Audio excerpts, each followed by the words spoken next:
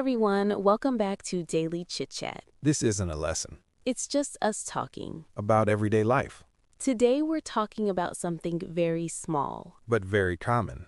Those little gaps in the day, The in-between moments, like waiting for the kettle to boil, waiting for the bus, standing in line. or walking from one place to another. They're short moments. But they happen all the time. And somehow, We always feel them.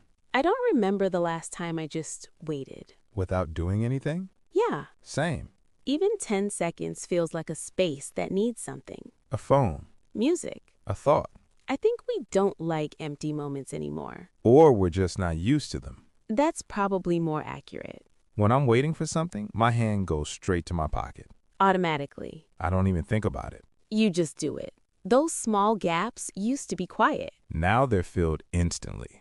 With something small. Constant. I noticed this the other day. What happened? I was waiting for the elevator. Classic gap moment. Exactly. And everyone there was looking at their phone. No one looked bored, No one looked uncomfortable. just occupied. Busy for 30 seconds. And it made me realize how many tiny gaps there are in a normal day. So many. Between tasks, Between places, between conversations. and none of them stay empty.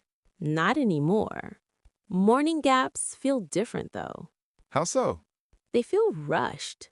Like waiting, but also hurrying.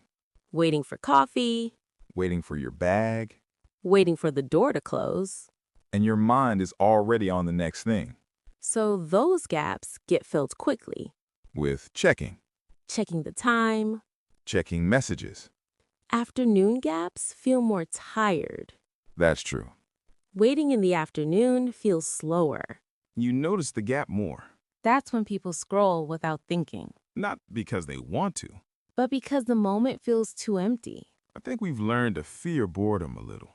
Or maybe we just forgot how to sit with it. Yeah, Do you remember being bored as a kid? very clearly. Long afternoons. Nothing to do Now, boredom lasts maybe 5 seconds because we fix it immediately. with a screen. Or distraction. But not all gaps are boring. Some are actually nice. Like walking somewhere with no rush. Or waiting for food when you're hungry. Those moments can feel calm, If you let them. but often we don't. We fill gaps without asking what they are. We treat all empty moments the same. Something to fix. I don't think people plan how to fill gaps. No. It's just habit, Learned over time. and different people fill them differently. That's true. Some people read. Some people will listen to music. Some people just stare out the window. And some people feel uncomfortable doing nothing. So uncomfortable. Like they should be productive. Which is funny, because these gaps are tiny, Too small to be productive. but somehow big enough to bother us, So these little gaps quietly shape our days. even though we barely notice them. They decide how rushed or calm a day feels. And we haven't even talked about evenings yet, Or weekends or longer gaps. that feel very different. What happens when gaps get longer? And some feel longer. Some gaps are short, Not long enough to start something big. but long enough to feel awkward. Like commuting, Yes. that time between home and somewhere else. Too long to ignore. Too short to fully relax. Commuting is a strange space. You're moving, but not really doing anything. Your body is busy. Your mind is half free. I think commuting shows how differently people deal with gaps. Absolutely. Some people always listen to something. Music, podcasts. Audiobooks, Others just stare out the window. which feels rare now.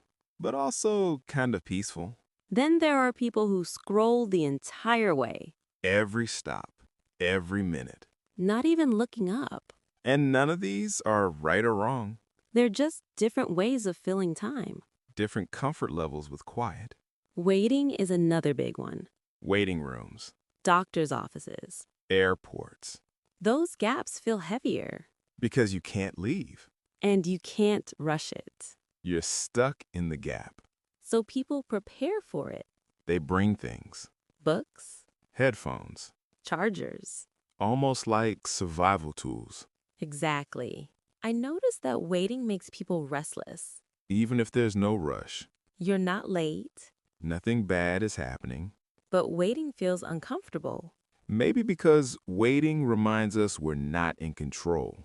That makes sense. You can't speed it up.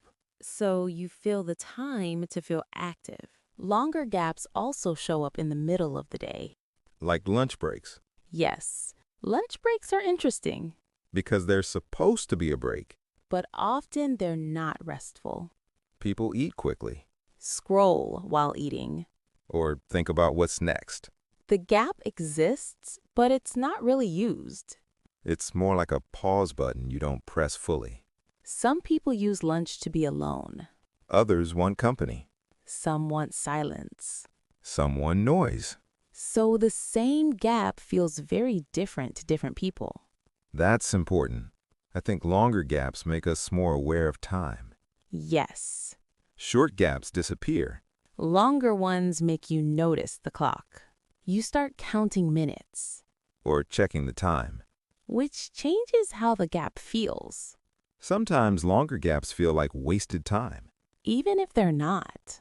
Just because they don't fit neatly into the day. And that feeling can create pressure Pressure to use the time. to make it worth something. Which is funny because not every moment needs to be useful. But we act like it does. I think this is why people multitask so much. Filling gaps inside gaps. Listening while scrolling. Eating while watching. It's like we're afraid to leave space. Even for a minute. But longer gaps don't have to be uncomfortable. No. They can be neutral. Or even calming. But that depends on how we treat them. And what we expect from them. We've talked about short gaps, And longer ones. but there's another kind. The emotional gap. The space between wanting to do something, And actually doing it. that strange in-between feeling. Those moments when time feels empty but also full. There's another kind of gap that doesn't show up on the clock. Yeah, you don't see it. But you feel it. It's that space when you're not doing anything. But you're not resting either. Exactly. Like when you know you should start something. But you don't. You're just sitting there. Those moments feel longer than they are. Much longer. 5 minutes can feel like half an hour. I think this kind of gap is about energy, not time. You have time.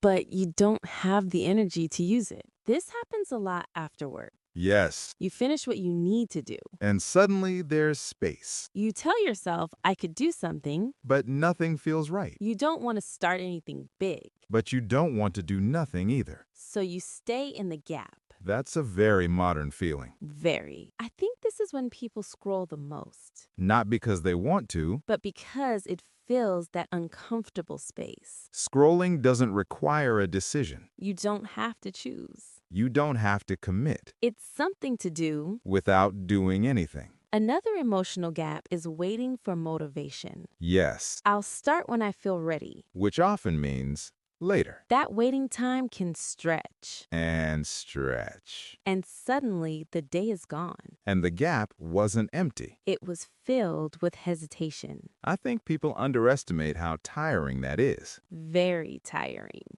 Doing nothing while thinking about doing something. It drains energy without giving anything back. Exactly. This kind of gap also shows up socially. How so? Like when you want to message someone, But you don't. you think about it, Rewrite the message in your head. then put your phone down. That gap can last hours. Or days. Nothing is happening on the outside. But a lot is happening inside. And again, we fill that gap With distractions. with small tasks, With scrolling. not to solve it. Just to avoid sitting with it. I think we're very good at filling time. But not very good at sitting with uncertainty. Those emotional gaps ask questions. What do I want to do? How do I feel? What's next? And sometimes we don't want to answer. So we fill the space instead. What's interesting is that these gaps aren't bad. No. They're just uncomfortable. And we're not used to that. We're used to movement. Noise. input. So when there's a pause inside, We rush to cover it. but covering it doesn't make it disappear. It just delays it. Eventually, the gap comes back. It always does. And that's part of everyday life too. Not just the busy parts, But the in-between feelings, the moments where nothing is wrong, but nothing is clear either. those gaps shape how our days feel. Even more than we realize. When you put all these gaps together, They make up a big part of the day. even though each one is small, We often think about our days in big blocks, work, meals, sleep, but the gaps live in between those, quietly.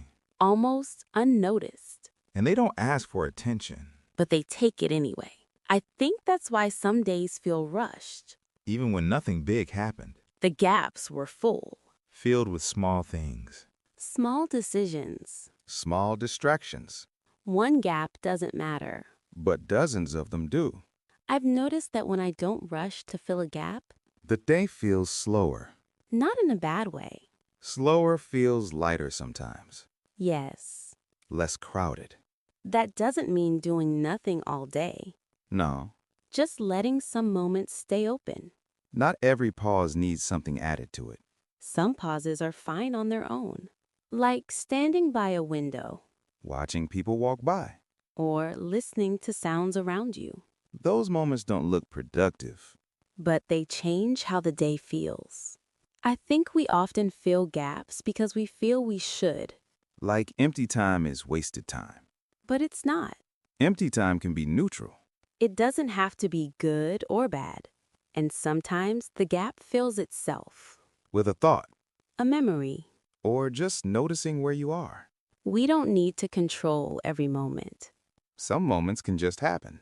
What's interesting is that gaps look different for everyone. Yes. What feels uncomfortable to one person? Feels peaceful to another. And that can change, From day to day. or even hour to hour. So there's no perfect way to fill a gap. No correct answer. Some days you need distraction, Some days you need quiet. and some days you don't really know. And that's fine too. Very fine. These small gaps don't stand out, They don't get planned. but they quietly shape our mood. They decide whether a day feels heavy, Or light. So maybe noticing them is enough. not changing them. Just seeing them. Because once you see them, They don't disappear. but they feel different. And that's part of everyday life. The small spaces. The in-between moments. Thanks for spending this time with us Just chatting. about very ordinary things. That quietly shape our days. This was Daily Chit-chat. We'll talk again soon. Same vibe. Same everyday life. Bye.